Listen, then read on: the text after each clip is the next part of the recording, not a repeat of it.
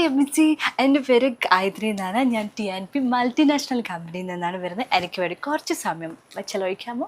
ആ ആ അതിനെന്താ മോളെ അങ്ങോട്ടിരിക്കേ.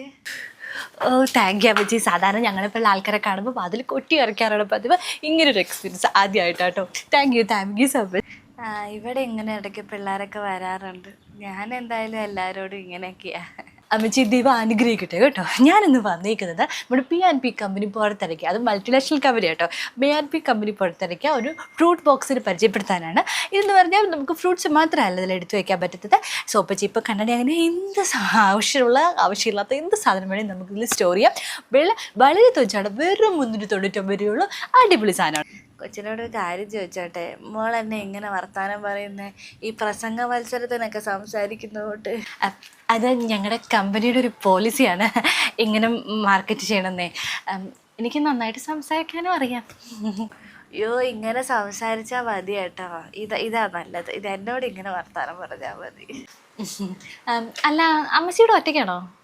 ഒറ്റയ്ക്കാണോ എന്ന് ചോദിച്ചാൽ മനുഷ്യരായിട്ട് ഇവിടെ ആരുമില്ല. പിന്നെ കുറേ മരങ്ങളും ചെടികളും 2 പൂച്ച കുഞ്ഞുങ്ങളും ഒരു പട്ടിയുണ്ട് എൻ്റെ കൂട്ടിൽ. അപ്പോൾ ഭർത്താവ് മക്കളൊക്കെ? അത് ഞാൻ 4 വർഷം മുന്നേ അങ്ങ് മരിച്ചു പോയതാണ്. ഞാനും അതിയാലും മാത്രമായിരുന്നു ഇവിടെ താമസമൊക്കെ. പിന്നെ 3 മക്കളുണ്ട്, 2 ആണും 1 പെണ്ണും. എല്ലാവരും വിദേശത്താണ് കുടുംബമായിട്ട്. അവരവിടെയാണ് ജീവിക്കുന്നത്, ഞാനിവിടെ. മക്കളൊക്കെ വിദേശത്താന്നല്ലേ പറഞ്ഞത്? എന്നാൽ അമ്മച്ചിക്കും വിദേശത്ത് പോയി താമസിച്ചൂടെ? എന്തിനാ ഒറ്റയ്ക്ക് താമസിക്കണേ? ഞാൻ പോയതാ മോളെ.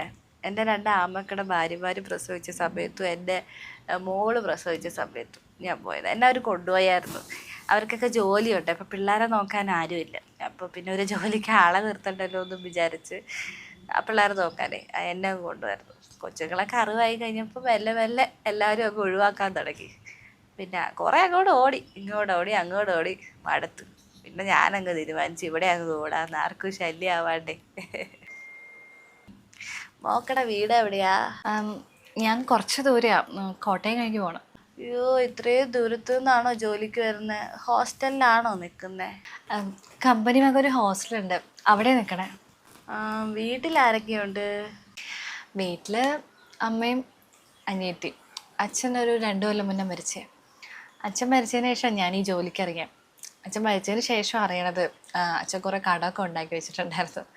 അച്ഛൻ്റെ കടവും അനിയത്തിയുടെ പഠിപ്പും പിന്നെ അമ്മയുടെ മരുന്നൊക്കെ വേണം. അമ്മയ്ക്ക് ചെറിയ വയ്യായ്കളൊക്കെ ഇട്ട് പിന്നെ വീട്ടിൽ ചിലവെല്ലാം അവിടെ നോക്കിയപ്പോൾ എൻ്റെ പഠിപ്പ് അങ്ങോട്ട് നിർത്തി ഞാൻ ഈ ജോലിക്ക് ഇറങ്ങി. ആഹാ, ഇത്രയും വേദന ഉള്ളിൽ ഒതുക്കിയാണോ ഇങ്ങനെ ചിരിച്ചുകൊണ്ട് നടക്കുന്നേ? കണ്ടാൽ പറയത്തില്ല. ഇതൊന്നും അങ്ങനെ ആരോടും പറയാറൊന്നുമില്ല. പിന്നെ അമ്മച്ചിയെ കണ്ടപ്പോൾ പറയാൻ തോന്നി പറഞ്ഞു. മോള് വല്ലതും കഴിച്ചായിരുന്നോ? ഇല്ല അമ്മച്ചി, നല്ല വിശക്കുണ്ട്. ഞാനിവിടെ ഇരുന്ന് കഴിച്ചോട്ടെ, ഞാൻ ഭക്ഷണം കൊണ്ടുവന്നിട്ടുണ്ട്. അതിനെന്നാ, ഉള്ളിലോട്ട് പോവാ, ഡൈനിങ് ടേബിളിൽ ഇരുന്ന് കഴിക്കാം. അയ്യോ അത് വേണ്ട, ഞാൻ ഇവിടെ ഇരുന്നോളാം. ഇവിടെ ആകുമ്പോൾ നല്ല കാറ്റൊക്കെ ഉണ്ട്, നല്ല വ്യൂ ഒക്കെ കണ്ടേ.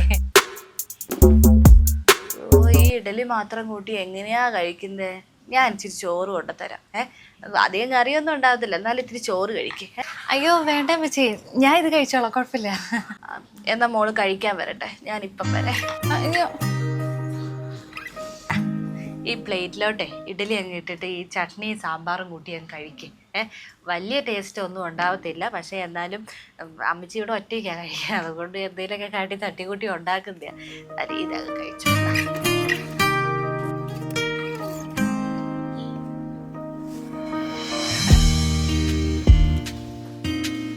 അമ്മച്ചി നല്ല രുചിയുണ്ട്. എൻ്റെ അമ്മ ഉണ്ടാക്കണ അതേ ഒരു ടേസ്റ്റ്. ഞാൻ വീട്ടിൽ പോയിട്ട് കുറേ നാളായി. ലീവ് കിട്ടാറില്ല കമ്പനിയിൽ നിന്ന്. എനിക്ക് ഇഡ്ഡലി ഭയങ്കര ഇഷ്ടമാണ്. അപ്പോൾ ഇഡ്ഡലിയുടെ കൂടെ സാമ്പാറും ചട്നിയൊക്കെ കൂട്ടി കഴിക്കാനാണ് ഭയങ്കര ഇഷ്ടം. പെട്ടെന്ന് എന്താ ഞാൻ ചെല്ലുമ്പോഴൊക്കെ അമ്മ ഉണ്ടാക്കാറുണ്ട്. പെട്ടെന്ന് എനിക്ക് അമ്മേനെ ഓർമ്മ. ഇനി അത് പറഞ്ഞ് മനസ്സ് വിഷമിക്കാൻ നിൽക്കണ്ട, മോള് കഴിക്ക്. അമ്മച്ചി കഴിച്ചായിരുന്നോ? ഞാൻ കഴിച്ചു. അവിടെ ഒരു 12 മണിയാകുമ്പോൾ എനിക്ക് കഴിക്കണം. അല്ല, അമ്മച്ചിക്ക് ഇത്ര പ്രായമായതല്ലേ, സഹായത്തിന് ഒരാളെ ഇവിടെ നിർത്തിക്കൂടെ? ആഗ്രഹം ഇല്ലാഞ്ഞിട്ടൊന്നും അല്ല മോളെ. ഈ ഒറ്റയ്ക്ക് താമസിക്കുന്നേക്കാൾ നല്ലത്. പിന്നെ എൻ്റെ ഈ ഒരു പ്രായത്തിൽ ഇത് വെച്ച് ഒരാളൊരു കൈ സഹായത്തിനുണ്ടെങ്കിൽ നല്ല. പിന്നെ പിള്ളേരുടെ അപ്പൻ്റെ പെൻഷൻ കാശ് കൊണ്ടാണ് ഞാൻ ജീവിക്കണം. ഇവിടുത്തെ ചിലവും കറണ്ട് ബില്ല്, വെള്ളം, പിന്നെ ഈ എൻ്റെ മരുന്നും കാര്യത്തിനൊക്കെ അതിയാൻ്റെ ആ പെൻഷൻ കൊണ്ട് തന്നെ തികയുന്നില്ല. പിന്നെ ഒരു ജോലിക്കാരെ നിർത്താന്ന് വെച്ചാൽ മക്കളൊന്നും തരാറില്ല. പെൻഷൻ കാശും കൊണ്ടാണ് ഞാൻ മുന്നോട്ട് പോണേ. ജോലിക്കാരെ നിർത്തണമെങ്കിൽ അവർക്ക് മാസം മാസം അല്ലെങ്കിൽ ദിവസത്തിന് ഇച്ചിരി പൈസ കൊടുക്കണ്ടേ? അതിനൊന്നും വഴിയില്ല. അപ്പം പിന്നെ ഉള്ള രീതിയിൽ ഞാനങ്ങ് ഒറ്റയ്ക്ക് ജീവിക്കുന്നത്. സത്യം പറഞ്ഞ അമ്മച്ചി സമ്മതിക്കണം. ഇവിടെ എങ്ങനെ ഒറ്റയ്ക്ക് താമസിക്കണേ? ബുദ്ധിമുട്ടൊക്കെ തന്നെയാണ്. പിന്നെ എനിക്ക് സംസാരിക്കാൻ തോന്നുമ്പോൾ ഞാൻ ഈ വീട്ടിലെ വാതിലിനോടും ചുമരിനോടും മരങ്ങളോടും ചെടികളോടും എൻ്റെ 2 പൂച്ചക്കുഞ്ഞുങ്ങളോടും പട്ടി കുഞ്ഞുങ്ങളോടും ഒക്കെ, പട്ടിയുണ്ടല്ലോ അവനോടൊക്കെ വർത്താനം പറയും. തിരിച്ചിങ്ങോട്ടൊന്നും പറഞ്ഞില്ലേലും എനിക്ക് സംസാരിക്കാമല്ലോ അല്ലേ? അയ്യോ, സംസാരിച്ചത് സമയം പോയി. ഇനി ഒത്തിരി വീട് കയറാനുണ്ട്. ഞാൻ വേഗം ഇറങ്ങട്ടെ. അയ്യോ, മോള് പോവുകയാണ്. കുറേ നാളിന് ശേഷം മനസ്സ് തുറന്ന് ഒരാളോട് സംസാരിക്കുന്നത് എന്തോ എൻ്റെ ആരോ പോലെ തോന്നിപ്പോയി. അങ്ങ് വർത്താനം പറഞ്ഞത് മോളെ ബുദ്ധിമുട്ടിച്ചില്ലല്ലോ. ജോലിയെ ബാധിക്കുക എന്നോട് വർത്താനം പറഞ്ഞിരുന്ന നമുക്ക് വേറെ പണിയുള്ളതല്ലേ. ഞാൻ ഇപ്പോൾ വരാം. ശരി കേട്ടോ അമ്മച്ചി, ഞാൻ ഇറങ്ങുവാണേ. മോള് നേരത്തെ വിൽക്കാൻ കൊണ്ടുവന്ന പാത്രം ഉണ്ടല്ലോ, അതവിടെ വെച്ചോ. എന്തായാലും അതിനേക്കാൾ കൂടുതൽ പൈസയുണ്ട്, ഇത് കൈ വെച്ചോ. അയ്യോ, അത് വേണ്ട അമ്മച്ചി, എൻ്റെ കറക്റ്റ് പൈസ മതി. അത് സാരമില്ല, കൈ വെച്ചോ. പിന്നെ ഇതെൻ്റെ മോള് കഴിഞ്ഞ പ്രാവശ്യം ലീവിന് വന്നപ്പോൾ കുറേ ഡ്രസ്സ് മേടിച്ച് പിന്നെ ഇവിടെ കൊണ്ട് വെച്ചിട്ടൊക്കെ പോയി.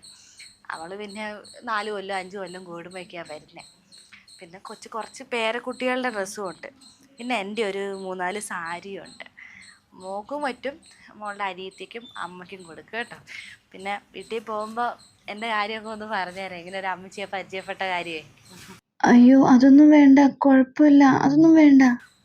എൻ്റെ ഒരു സന്തോഷത്തിന് വേണ്ടിയ മോളിത് വാങ്ങിക്കണം. ഒറ്റപ്പെട്ടിരിക്കുമായിരുന്നു അമ്മച്ചി, ഒരാളോട് വർത്താനം പറയാനില്ലാണ്ട്. കുറേ നാളുകൾക്ക് ശേഷം ഒരാളുടെ ശബ്ദം തന്നെ കേട്ടത് ഇപ്പോഴാണ്. മോള് വന്നു കഴിഞ്ഞപ്പോൾ എൻ്റെ വീട്ടിലൊരു അനക്കമൊക്കെ വന്നു കൂട്ടായി. മോള് ഇത് വാങ്ങിക്കേ. ഇതിൻ്റെ മോള് വന്ന് സംസാരിച്ചതിൻ്റെ കൂലിയൊന്നുമല്ല കേട്ടോ, എൻ്റെ ഒരു സന്തോഷത്തിനാണ്. എൻ്റെ മനസ്സിന് ഒരിത് കിട്ടും. മോളിത് വാങ്ങിക്കേ. ഇടയ്ക്ക് ഇങ്ങോട്ട് വരാൻ അമ്മച്ചിക്ക് പറയാൻ പറ്റത്തില്ല, അവളുടെ ജോലിക്കാര്യത്തിന് വേണ്ടി വന്നതല്ലേ. എന്നാലും ഈ വഴിക്ക് എങ്ങാനും പോകുന്നുണ്ടേ ഇങ്ങോട്ടൊന്ന് കയറിയേക്കണേ. നമുക്ക് കുറച്ചു നേരം ഇങ്ങനെ മിണ്ടിയും പറഞ്ഞും ഒക്കെ ഇരിക്കാം.